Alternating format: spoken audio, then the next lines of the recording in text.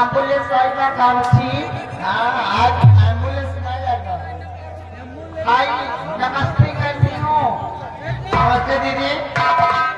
ये बहनी ये बच्ची देखा हमारे तोरे पास समय कम बा, सखी ज्यादा है, समय से काम करे बा किसी सब कुछ छोड़ के बाद लेकिन बहनी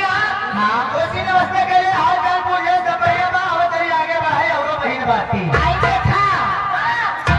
आई नाम वो सब कहाँ के रहा वाली है वो नाम कहाँ का थी कैसा दोस्त है वो ये मेरी बहन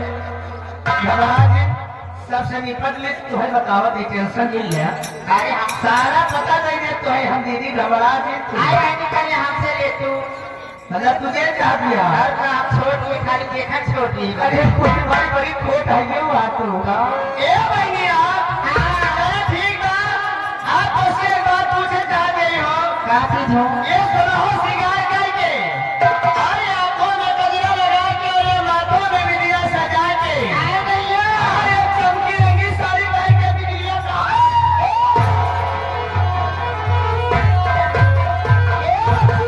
आज मैं काकी मंदिर जाई पूजा करने यार पूजा करेंगे और क्या कहाँ पर दीदी अरे बहनी कौन गाँव आए हम अम्बरपुर गांव में अम्बरपुर बच्ची हम अम्मा बड़ा मशहूर गांव है बहनी हाँ जाने जैसे अम्बरपुर गांव का वैसे ही लेके जाना सब बढ़िया एकदम गुड आदमी है यो है ए बच्ची का हम जानते हैं सब अम्मा हमारे कैसे कैसे हो आई बात सुना हो एक कहीं नहीं दिखाया अरे धीरे राम आप छपका हमारे मरे लागे हमारा सिर राम लागे जहाँ जहाँ तो ऐसे सदा खुशहाल ना छपका और भले ठीक बा नमस्ते आए हम तो दिल दे बस तेरी बाह बाकी थोड़ा सा प्यार हुआ है थोड़ा है